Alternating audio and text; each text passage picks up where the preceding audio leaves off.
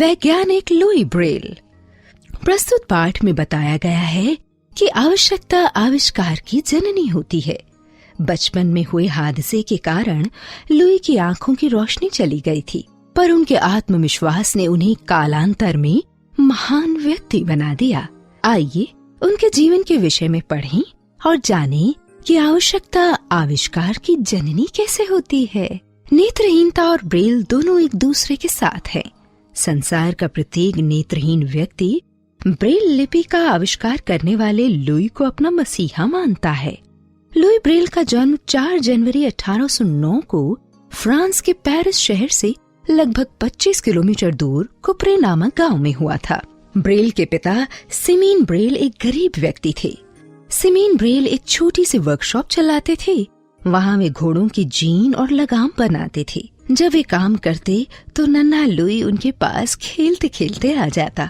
एक दिन सिमीन Braille workshop के बाहर एक ग्राहक से बात कर रही थी। चंचल लुई ने चमड़े को छेद करने का औजार उठा लिया और चमड़े में छेद करने लगा, पर वह उस औजार को संभाल न सका और नुकीला हथियार सीधा उसकी आंख में जा लगा। चीख सुनकर सिमीन ब्रेल और उनकी पत्नी वहां पहुंचे, पर तब तक लुई की आंख में गहरा घाव हो चुका था। गांव की ही एक वृद्ध महिला ने जड़ी बूटियों को पानी में डालकर दवा बनाई और लुई का इलाज शुरू कर दिया, पर धीरे धीरे लुई की दोनों आंखों की रोशनी चली गई। उसके माता पिता उसे लेकर पेरिस गए, जहां उन्होंने नेत्र विशेषज्ञ से सलाह ली, पर तब तक बहुत देर हो चुकी थी। वे निराश होकर गांव लौट आए।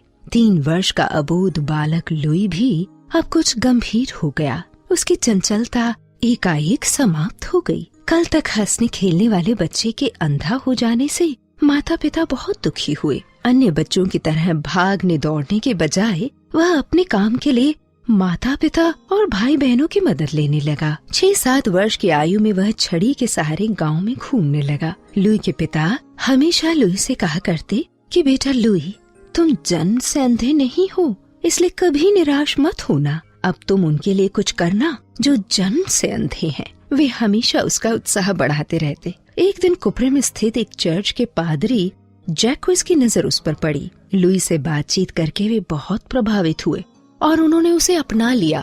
वे उसे लेकर किसी बड़े पेड़ के नीचे प्रतिदिन बैठ जाते और उसे फूलों और पक्षियों की पहचान कराते। साथ ही उन्होंने उसे संगीत का अध्ययन कराया। वे उसे बाइबल की कहानियां भी सुनाते थे। लुई ने ठान लिया था कि वह जीवन में कुछ करके दिखाएगा। पादरी ने एक स्कूल के प्रधानाध्यापक से बात कर लुई को स्कूल में प्रवेश दिलाया। बालक लुई स्कूल जाने लगा। वह पहले सामान्य बच्चों के बीच सहमा सहमा रहा, पर धीरे धीरे उसकी प्रतिभा सामने आने लगी। बाद में पेरिस के अंध विद्यालय में लुई को प्रवेश मिला। वहाँ भी लुई ने अपनी असाधारण योग्यता और विनम्र व्यवहार से सभी को प्रभावित किया। आगे चलकर लुई इसी विद्यालय में सहायक अध्यापक बने। लुई शिक्षक के रूप में बहुत लोकप्रिय हो गए। उन्होंने स्नेहपूर्ण पढ़ाने का तरीका अपनाकर छात्रों के दिलों में जगह बना ली। उन दिनों नेत्रहीनों को अक्षर ज्ञान कराने में बहुत मुश्किल होती थी, पर लुई ब्रेल तो बरसों से इस समस्या को दूर करने में जुटे थे। वे जब 12 वर्ष के थे, उन्होंने सुना कि चार्ल्स बार्बर नामक फ्रांसीसी सज्जन एक ऐसी लिपि तैयार कर रहे हैं जिससे सैनिक रात के अंधेरे में संदेश पढ़ सकते हैं। लुई ब्रेल को अपनी मंजिल दिखाई देने लगी। 1821 में बार्बर ने अपनी लिपि का प्रदर्शन अंध विद्यालय में किया। इस लिपि में मोटे कागज पर बस कुछ रेखाओं और बिंदुओं को उभारा जाता था, जिससे रात के अंधेरे में सैनिक हाथ के स्पर्श से पढ़ लिया करते थे। अब तो लुई के मन में नई लिपि बनाने की धुन सवार हो गई। मात्र 13 वर्ष की आयु में वे इस कार्य में जुट गए।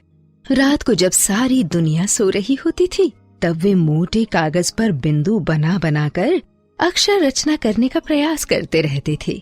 वे अपनी अनोखी लिपि को इस प्रकार विकसित करना चाहते थे ताकि नेत्रहीनों को इसे पढ़ने में जरा भी कठिनाई न हो।